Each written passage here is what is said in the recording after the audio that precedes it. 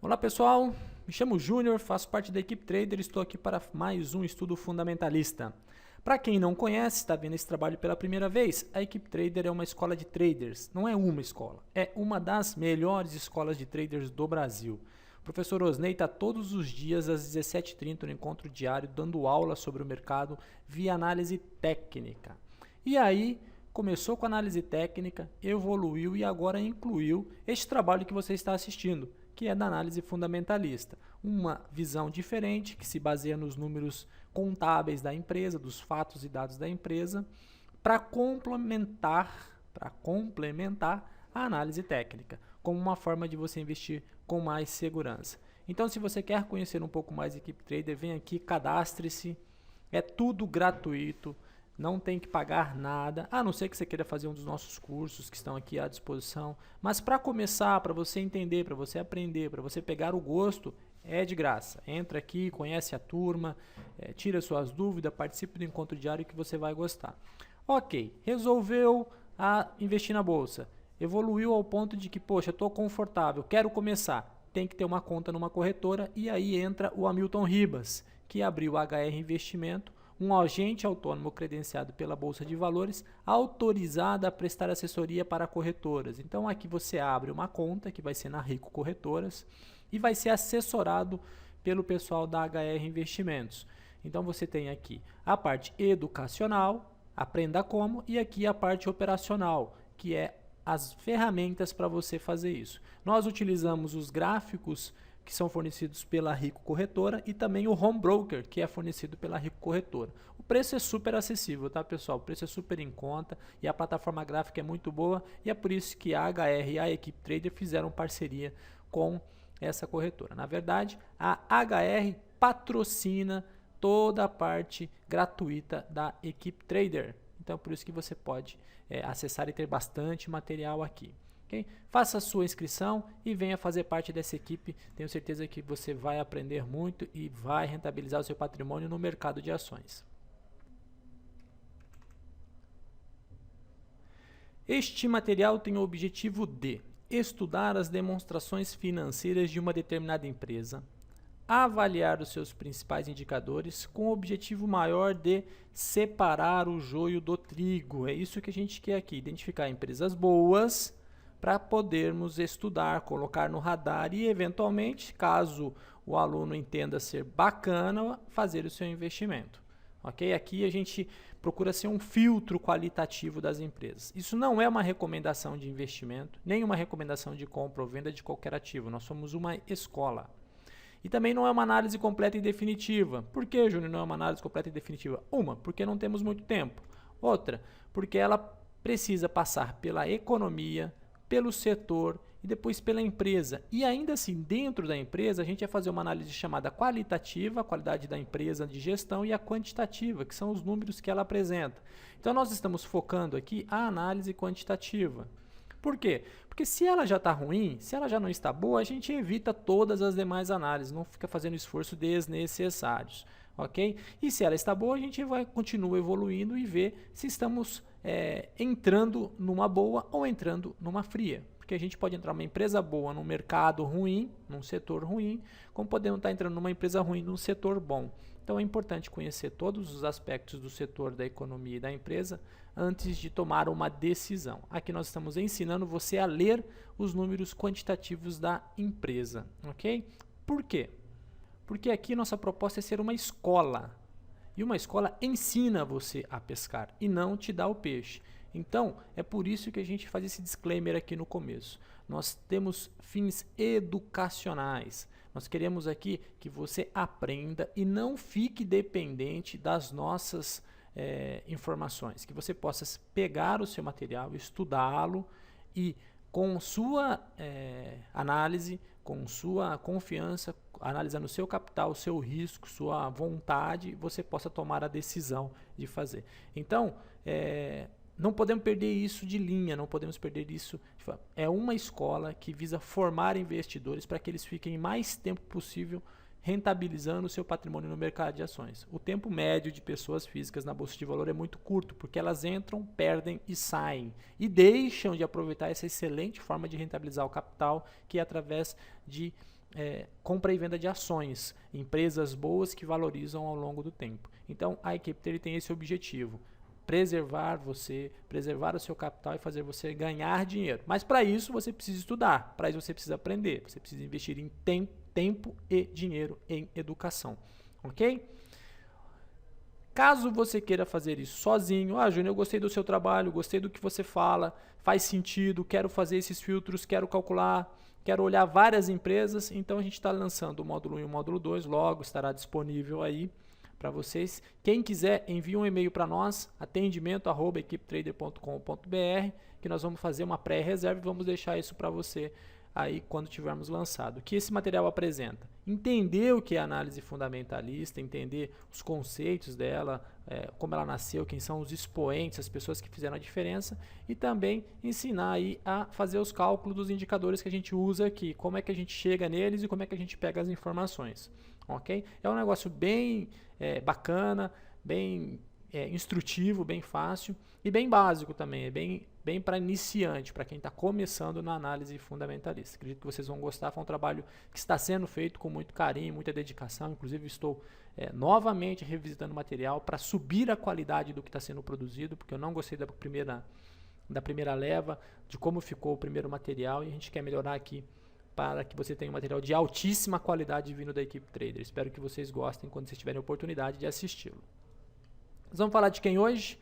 Falar da Oi BR3. Informações colhidas até o primeiro trimestre de 2013. Nós já estamos em vias de ter as publicações aí do segundo trimestre de 2013, porque nós já estamos em meados de julho. Então, esse estudo deve se desvalorizar, vamos assim dizer, ou seja, ele deve perder a sua validade logo, não deve ficar aí mais 15 dias no ar. Mas atendendo o pedido do amigo aí que está interessado nos proventos que a Oi BR3 tem pagos aí ao longo do tempo, pediu para fazer esse estudo. E aí vai aí para o Vinícius do Clube Cifra, esse estudo que nos acionou aí, e é um grande músico e também investidor do mercado de ações. Bacana? Vamos lá. Ativos da empresa. A empresa aqui tinha um patamar, digamos assim, razoável já, né? 31 bilhões não é ativos pequenos, são empresas gigantescas, até porque o setor de telefonia demanda muito ativo, são muitas antenas, é muita tecnologia, muita parafernália para fazer o sistema todo funcionar, fibra, cabo, satélite, é muita coisa. Então é intensiva em recursos. Então 31 bilhões já era grande. Imagina quando fizeram a reorganização das empresas societárias, colocaram tudo debaixo da Oi, e aí ela ficou uma empresa de 70 bilhões e hoje 68 bilhões de reais. Então é uma empresa gigantesca que está, vamos dizer assim, estável na casa dos 70 a 68 bilhões de tamanho. Nos últimos 1 ano e 3 meses aí mais ou menos, já chegando a 1 ano e meio com a próxima publicação. Vamos lá. Ativo circulante contra passivo circulante. Bacana, a linha azul, ativo circulante, está maior que a linha vermelha, passivo circulante. Nós estamos falando de dívidas e ativos de curto prazo na casa de entre 15 e 20 bilhões. Então não são números pequenos, a gente já percebeu números altos. Então, daqueles 70 bilhões que a gente viu lá, 20 bilhões estão na casa aí do circulante, curto prazo. Contas a receber versus contas a pagar. Contas a receber em azul mais alto que contas a pagar em vermelho fornecedores. A indicativa aqui é de sinal de crescimento, isso é bacana, maior ainda do que o fornecedor, que também é interessante. Essa distância aqui aumenta, isso é bom para a empresa. Então, o número até agora, números interessantes. 2 gráficos aqui para ver a caixa da empresa, que neste caso torna-se importante. Por quê? Porque ela usa o caixa para pagar proventos. Isso é uma questão que hoje está em discussão forte na mídia. São 3 bilhões aqui, com mais 1 bilhão e 600 aqui. Vejam que a escala às vezes nos engana, né? Fala, ela tem mais dinheiro aplicado do que em caixa. Mas a escala aqui está diferente. A escala vai até 14 bilhões aqui. E essa escala deve ir aí próximo de 3 bilhões. Então, ela tem mais dinheiro em caixa do que aplicado em aplicações financeiras. 1 bi e 600 e 3 bi e 400. Vamos falar que ela tem 5 bilhões em caixa, uma posição parece-me razoável, parece boa para uma empresa, mas vamos continuar olhando os números para a gente chegar a algum tipo de conclusão. Liquidez corrente, tá sobre equilíbrio, a gente já abriu lá o passivo circulante versus ativo circulante, vem bem, caiu, já teve pior aqui, uma região já no vermelho aqui no passado, umas 2 vezes apenas na vida dela, vem gerenciando bem o assunto, não demonstra preocupação, a não ser que continue caindo, né? Se passar dessa linha aqui de 1 e por aqui, aí complica. Tem uma certa folga aí para esse tipo de assunto. Dívida de curto e dívida de longo, bacana, tem mais dívida de longo do que dívida de curto. Então, em amarelinho aqui, meio laranja, as dívidas de longo, e em vermelho aqui, as dívidas de curto prazo. Então, elas vêm bem, vamos dizer assim, bem tranquilas sobre gestão. O que complica aqui é a dívida líquida, que nós estamos falando de quase 30 bilhões aí, tirando as disponibilidades, que a gente já olhou lá, fica em 30 bilhões a dívida líquida, um valor relativamente alto, algo que vem pressionando o caixa dela e pode apertar a questão dos dividendos. Coloquei já alguns indicadores aqui de dívida bruta, liquidez corrente e o giro de ativos. O giro de ativos você só consegue depois que você tem a receita. Ainda não passamos pela receita. Eu acabei adiantando aqui este gráfico por conta do aspecto da dívida bruta. Olha o que aconteceu com ela na consolidação. Olha o que a empresa passou, né? Ela passou a dever agora 3,15 do PL dela. 3 vezes e 15 é o patrimônio em dívida. Se você pegar o patrimônio, você precisa de 3 vezes e 15 ele para poder pagar as suas dívidas. Isso aqui é uma alavancagem alta, muito alta. Júnior, é muito alto, é pouco alto? Depende. Para esse setor, para essa configuração e para o estatuto dessa empresa, ela é muito alta. O estatuto prevê pagamentos de dividendo até uma alavancagem de 3, se não me falha a memória. E ela está em 3,15. Isso está complicando a vida dela para pagar dividendos. Ela já vendeu ativos neste trimestre, que não está refletido nestes números. Mas eu já li, já tenho essa informação de que ela se desfez de alguns ativos nesse trimestre. Inclusive o BTG comprou através de um fundo de infraestrutura e ela fez cessão, se não falei de algumas antenas, e ela está colocando aí um dinheiro em caixa que vai reduzir essa questão do endividamento e vai viabilizar com que ela pague proventos. No entanto, ela vem numa crescente. Ela fez essa venda de ativos e vem numa crescente. E depois? Como é que vai ficar os próximos trimestres? Como vão ficar os próximos anos com este caminho aqui? O problema não é resolver a ação agora e continuar pagando proventos. O problema é quando que vai cair esse endividamento? Ou até quando pretende se levar esse endividamento?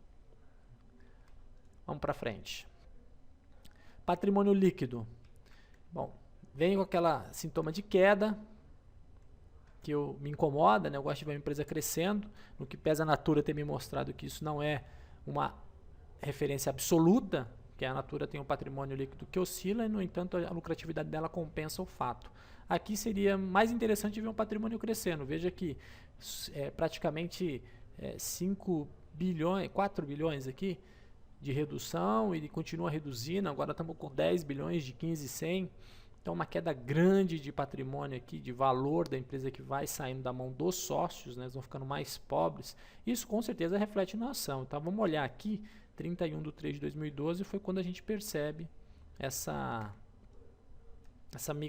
queda forte no patrimônio e depois da consolidação. Ela já vinha com patrimônio líquido elevado antes mesmo daquela junção, né? Não é à toa que agora começa a fazer referência, né? Como o patrimônio líquido já era grande, quando fizeram a reestruturação, os ativos aumentaram, provavelmente os passivos também. E aí, consequentemente, como o patrimônio estava do mesmo tamanho, a relação patrimônio versus dívida aumentou muito por conta da reestruturação que foi feita. Aí uma cotação, vamos dar uma olhada, eu coloquei preço de hoje aqui, normalmente eu coloco o preço do último trimestre, mas eu quis colocar o de hoje aqui por conta da força da queda, né? Ela nunca esteve tão barata, ela nunca esteve tão baixa na cotação trimestral, então ela vem caindo aí trimestralmente, vamos falar, se a gente olhar por trimestre, desde 2009, pode ter sido momentos aqui em que ela esteve até mais alta que isso, mas como a gente pega a final do trimestre apenas para uma referência nossa, poderíamos pegar outras referências para ter uma visão menos poluída, de longo prazo ainda. É uma visão entre mensal e anual, a gente colocou a visão trimestral. Seria bom que alguns home brokers tivessem essa visão para facilitar os analistas fundamentalistas, né? E a gente vê uma queda aqui com o período de... Houve uma boa estabilização, vou dizer que não, né? Que ela teve uma estabilização neste período aqui. Foi justamente na época em que ela se reestrutura, que ela se organiza, né? A gente pode olhar que foi muito próximo disso daqui, ó, um período em que ela se organiza, mas depois disso ela veio e começou a cair novamente, caiu muito, muito, muito, muito. O mercado está perdendo a credibilidade na empresa, está perdendo a credibilidade na capacidade dela de manter a atratividade que ela tinha antes. Tinha alguma coisa que chamava atenção aqui, provavelmente eram os dividendos dela, e agora isso não está mais tão forte e o pessoal vem saindo da empresa e a empresa vem perdendo valor de mercado. Agora nós vamos chegar na parte que também eu gosto muito, que é a parte de receita e lucratividade. Uma passagem antes pelo VPA, valor patrimonial por ação, para ver em que momentos da vida dela ela esteve mais caro ou mais barato. Então a cotação está em verde e permaneceu abaixo do seu valor patrimonial por muito tempo. O valor patrimonial aqui tem um ajuste significativo na reestruturação, né? Ok? E acaba caindo pela quantidade de ações, ficando a cotação maior do que o valor patrimonial, e aí a empresa meio que corrige uma coisa que já era assim no passado, ok? No que pese, antes disso ela ter sido super avaliada pelo mercado aqui nessa região, frente ao valor patrimonial dela, vejam aqui, ela daí teve uma posição mais duradoura de que o valor patrimonial ficou realmente acima do valor do papel. Aí no momento em que houve o ajuste da estrutura, o papel foi mais valorizado. Na verdade o papel se manteve, o patrimônio caiu aqui e agora o papel veio e corrigiu. Então essa situação aqui de valor patrimonial maior que a cotação é uma situação não tão absurda assim, porque ela teve durante um longo período da vida dela esta configuração, ok? Esta configuração. Inclusive, ela teve mais tempo essa configuração de cotação abaixo de valor patrimonial do que o inverso. Ela teve uma exceção à regra aqui neste período. Então, isso daqui, esperar que vai reverter, eu não esperaria. Acho que é uma acomodação mais próxima da realidade dela. O que é bom, porque uma empresa sendo liquidada, você já tem um ganho aqui. Lógico que não queremos isso, não estamos pensando nisso, mas é apenas uma referência, filho. Se tudo der errado e ela tiver que ser reliquidada, as chances de você sair não tão no prejuízo assim são menores, porque ela tem alguma coisa para vender, para fazer dinheiro e para pagar quem deve. Então, fica a dica de que sim, VPA dela está interessante, a cotação está abaixo do seu valor patrimonial, mas está muito próximo de uma realidade que ela já viveu naturalmente dela. Vamos continuar estudando. Vamos ver se a gente chega a alguma coisa mais conclusiva. Beleza, chegamos na parte de receita. Aqui a gente vê uma receita crescente, trimestre a trimestre forte, é uma receita anualizada, ou seja, a gente pega os trimestres, vai somando e cada um é 12 meses para trás, sem soluços, uma pequena queda aqui, que hoje se converteu em crescimento consistente e forte, hein? E forte. O último trimestre, que essa curva que mostra que o último trimestre foi um pouquinho menor do que o trimestre anterior. O mercado não gosta muito desses solucinhos assim, ainda mais quando ele está prestando muita atenção na empresa. Ou seja, você vê trimestres aqui estabilizados, ok? Mas uma empresa que vem bem. Não vai falar que a empresa a receita está ruim, não. Não é a receita que está sendo o problema dela. Despesa também vem bem, né? Parece que tem o mesmo gráfico, a mesma velocidade, a mesma... Vamos só olhar uma coisa aqui. Vamos falar que as receitas estão Bom, receitas estão no nível de 25 bi a 30 bi. Vamos falar em 27 bilhões aqui anualizada, mais ou menos. E as despesas anualizadas, está falando de 5,5 bilhões com mais 3 bilhões, está falando de 8 bilhões. Então, super abaixo da receita, super tranquilo, ou seja, sendo margem e gastando mais com venda, né? Veja que a distância entre venda administrativa aqui neste período, ó, foi maior do que as despesas de venda. Tá vendo? Ou seja, gastava mais lá com folha de pagamento e tudo mais do que para vender. Depois investiu mais em canal de venda, promoção, e as despesas com venda passaram a ser maiores que as despesas administrativas e vem ampliando a diferença. Investimento em processo de venda faz sentido, uma coisa tranquila, normal. Despesa administrativa subindo também consistentemente, seria legal se tivesse segurado aqui, se tivesse mantido o mesmo tamanho, mas é difícil, estamos falando de uma empresa gigantesca, né? Bacana. Até agora, uma empresa bem estruturada, complica só a questão do endividamento e a sua regra de pagamento de dividendos. Financeiro, está gastando bastante aí, vamos falar em 2.700 anualizado de despesa financeira e ela vem crescente. Então é isso aí, né? Dívida crescendo, vejam, lembram lá, dívida crescendo, despesa financeira também crescendo, e isso aqui vai corroer o lucro da empresa. Isso aqui vai começar a prejudicar o lucro da empresa. 2.700 é despesa financeira. Já tem 5 bi, a gente olhou no anterior, com mais 2.700, as coisas só vão correndo a receita. E aí, por fim, vejam, 1.600 anualizado, vou voltar 2.739 de financeiro. Ela está pagando mais de financeiro do que está deixando de lucro para os sócios. 1.600. É melhor emprestar dinheiro para ela e receber lá juros do que efetivamente você ser dono dela e aí você receber isso em lucro. Obviamente tem que ver volume, taxa, Júnior, isso aí chega a ser um comentário não tão criterioso assim, mas é só uma brincadeira boba, do tipo, quem está brincando mais está saindo mais dinheiro para a parte financeira dos outros do que para a parte dos donos, ok? Porque provavelmente tem mais dinheiro dos outros no mercado, tem mais dinheiro dos outros no negócio. Vamos olhar aqui o comportamento do lucro, não um lucro meio errático, que é um comportamento meio... não tem a receita cresce proporcionalmente, a receita vai bonita, uma curva crescente, mas o lucro vem soluçando aqui, vem com saltos, com dentes, com prejuízo em alguns períodos. Então, uma empresa que talvez aprendeu a brincar mesmo nesse setor depois de um tempo para cá, depois desse período aqui de 2010, ela ficou mais forte na brincadeira e começou a acumular uns ganhos, tinha engatado aqui uma boa ida, né, um bom crescimento anualizado aqui, deu mais uma soluçada no último trimestre, 1.600 caiu, sim, não dá para fazer uma análise se isso vai continuar caindo ou se vai fazer um soluço e vai subir, se vai para lá ou se vai para cá, isso é pura especulação agora, porque você está falando de lucro e prejuízo, tem a ver com venda, com custos internos e tudo mais. Vamos fazer a seguinte brincadeira. Se ela vendeu lá 2 bilhões em ativo e ela consegue reduzir as despesas financeiras dela e deixa de pagar algum tipo de juros, é provável que o resultado aqui aumente e melhore a lucratividade dela aqui no curto prazo. Mas só os juros em si são 2 bilhões, né? Então ela vai ter que amortizar muito mais do que isso para reduzir as despesas financeiras. Vamos ver os reflexos disso na próxima publicação. Porque como o papel continua caindo forte, podemos ter uma oportunidade aqui de especular na análise gráfica, um momento de entrar.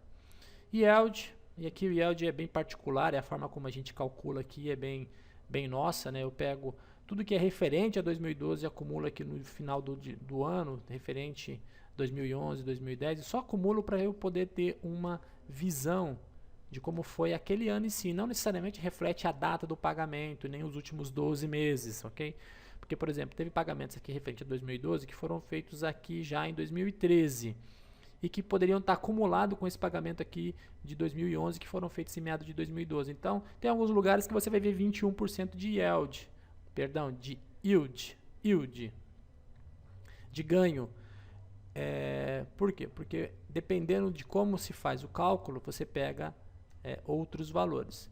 Então aqui é só uma visão minha particular para eu ter esta noção anual dela. Mas a gente pode mudar isso e refazer isso para poder, você pode fazer isso e recalcular isso da melhor forma que você gostar. O que a gente busca aqui? Poxa, é isso aqui que atrai a empresa, é isso aqui que faz com que as pessoas gostem da empresa, com que se sintam motivadas pela empresa. Se você colocar a cotação de hoje neste valor aqui, ó, que ela pagou, neste valor aqui que ela pagou, assim, sobe muito mais ainda, não é mais 6, vai a 13% de yield de ganho. Então, praticamente em dividendos, ela já te devolve aquilo que ela tinha gerado vamos dizer assim, em dividendos ela te devolve parte do que você investiu na compra dela. Então, é o maior atrativo dela, sem sombra de dúvida. A questão é que o papel vem caindo há muito tempo. Então, se você compra pensando no yield é em longo prazo, você vai ter um problema, porque se ele está caindo, no momento a gente não está vendo nada que possa fazer com que ele pare de cair, não adianta ter yield bom, elevado, e você está com o papel desvalorizando. Entendeu? Então, a gente tem que ficar atento a isso daí para poder entrar no papel. Margens elevadas, 48 de bruta, 17 de EBIT, uma margem líquida de 5,7. Chega a ser uma margem baixa aí, perto do que se tem, mas é o gigantismo da indústria. Realmente é complicado fazer muito dinheiro em cima de bilhões. É mais fácil rentabilizar 10 milhões do que 100 bilhões. É muito mais complexo. Mas vem bem positiva, bem bacana. O lucro por ação, no que pese o preço estar caindo bastante, também o lucro não está ajudando muito, teve uma queda, acabou equiparando aí uma coisa e outra, está 89 centavos, chega a ser muito atraente. Quem viu aí Natura no exercício anterior percebe a diferença disso daí forte, né? Em tudo, na consistência, no resultado, na margem e tudo mais. Outro setor, outra dinâmica. Aí o ROIC, que é o retorno sobre o capital investido, subindo, né? Crescente aí, bacana, tá deixando feliz aí o capital colocado na empresa. E já sobre o patrimônio líquido também não tem muito o que reclamar não, acima de 2 dígitos, vem um bom equilíbrio aí patrimonial de receita, números interessantes, números positivos. P sobre L caindo, isso daqui polui totalmente a análise, que são eventos do passado, que a relação era diferente, que há algumas mudanças, então não é legal analisar. Mas se a gente focar bem aqui o que a gente está olhando, o P sobre L vem caindo aí desde 30/9 de 2012, de 14 para 4, né? 10 anos a menos aí para quem quer investir nela agora. Agora retornaria em 4 anos e 33. Mas já teve 2,38, 3,12, 3,52. Já esteve no devedor aqui, no negativo aqui. Então ela já oscila bastante, né, entre amor e ódio aqui pelo mercado. Já teve mais barata e mais cara, porque também tem influência do lucro, né? Se o lucro sobe, aí a referência muda, cai o valor. Difícil, pessoal. Percebe como ela não tem aquela estabilidade quando a gente olha e fala assim, opa, empresa boa, tá crescendo e tal. Os números aqui ainda mais consistentemente a gente vê queda no número, né? Essa queda aqui é interessante, porque essa queda aqui abre oportunidade. Sabe, uma oportunidade para você entrar no papel. Isso aqui é uma oportunidade, está ficando barata. Questão, ela está deixando de ser boa? Não parece. Mas aqui vai ser um gráfico bem legal para a gente estudar. Esse gráfico aqui eu montei quando eu fiz o estudo da BTOW3. E foi bem bacana ver isso na BTOW3. Por exemplo, esse aqui é o espaço da lucratividade. Ó. Esse espaço aqui, ó. Esse espaço aqui é o da lucratividade. Tá? Aqui em azul a gente tem as receitas. Tudo que ela vendeu. Vem aqui a receita. Legal. E ela sobe. Né? Dispara lá para cima. Depois eu tenho as despesas, que são os custos, tudo ano, tá? Ano, a despesa com vendas, despesas gerais, a despesa financeira, que são essas camadas aqui. Vejam que a despesa financeira aqui, vou botar em vermelho aqui para você ver uma seta, bem grande, bem forte, maior que o lucro, nós já tínhamos visto isso antes, ok? Maior que o lucro, é maior que esse espaço aqui do lucro, pagando bastante. E os outros custos também subindo bastante, despesas gerais, se a gente olhou a despesa com venda, a gente viu isso também crescendo, né? Os custos também crescendo bastante. O que acontece? O que acontece é que ela era uma empresa de 10 bilhões, vejam aqui, uma empresa de 10 bilhões de receita, e ela deixava de lucro 1 bi 355. Aí um esforço gigantesco, gigantesco, gigantesco, gigantesco, gigantesco, e ela chegou a se tornar uma empresa de 28 bilhões. Ou seja, quase triplicou. 2,8 vezes mais, 2,8 vezes maior. Só que o lucro subiu 300 milhões.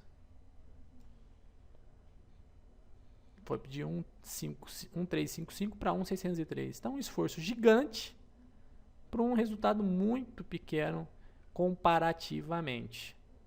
Então, as margens aqui, está dizendo que essa diferença entre o lucro e as despesas não tem sido proporcional. Cresce muito, sim, a receita, mas os custos seguem no mesmo tamanho, então a empresa deixa de ganhar. E para ela fazer esse nível de receita, está endividando. E para ela fazer esse nível de receita, ela está gastando mais. Na minha humilde cabeça, na minha humilde pensamento, não compensa esse esforço tão grande, gigantesco, para um resultado tão pequeno, tendo em vista que o próprio patrimônio líquido está lá meio estabilizado, meio caindo, a gente olhou lá atrás. Então, os números estão bonitos, mas a lógica aqui não me parece ser muito coerente. Empresa é bacana? É bacana. É positiva? É positiva. Está crescendo? Está crescendo. É boa? Com margens assim, apertadas, onde ela trabalha muito e deixa pouco, ela teria que reduzir bem os custos dela, mas bem mesmo os custos dela, aumentar a lucratividade para poder voltar a ser a queridinha do mercado, a poder voltar a isso. Distribuir dividendos é legal, chama o sócio, deixa o acionista feliz, mas não é só isso. Você apostaria nela, Júnior? Assim, com todos esses contras, eu ainda ficaria muito próximo dela, assim, colocaria sim no radar. Por quê? Porque ela caiu muito, está bem desvalorizada em termos de preço, e tem condição, fez um acerto nos ativos aqui agora, uma empresa que está em presença nacional, é uma empresa que não precisa de poucos ajustes para poder se acertar. Então, se é uma empresa boa que está passando por um momento ruim e pode estar próxima de ficar barata, se ela conseguir esses ajustes mínimos na gestão de custo, nas vendas, aí, aumentar um pouco essa lucratividade e tirar esse peso do endividamento aí de cima essa sombra sobre dúvidas sobre o pagamento dos seus proventos, ela sim pode se tornar de novo uma empresa interessante e voltar a crescer, porque ela vem aí no longo prazo caindo, né? Bom, é isso, pessoal. Espero que vocês tenham gostado aí da empresa, gostado da análise. Vale a pena ler um pouco mais sobre as notícias que estão no mercado neste momento sobre ela. Eu fiz essa leitura, não passo aqui por questões de tempo, mas vale a pena dar uma lida, acompanhar. Daqui a pouco está aí o próximo balanço, estou super curioso para saber como é que vai ser. É uma empresa que chama atenção como uma oportunidade, talvez assim, uma especulação, volto a dizer, os números ainda não estão dizendo consistentemente que vale a pena, mas como uma especulação me chama bem a atenção. Talvez um momento de entrar com um stop curto, com uma visão aí mais de curto prazo mesmo, para ver se ela volta, porque se ela voltar o mercado vai corrigir tudo, o mercado em si está em baixa no momento, pode vir a corrigir e quem sabe a gente tem uma oportunidade bacana aí, ok? Espero que tenham gostado. Quer o seu vídeo aqui, quer uma empresa analisada? Manda um e-mail para nós, atendimento@equipetrader.com.br. Terei o maior prazer em atendê-lo. Um forte abraço e até o próximo vídeo.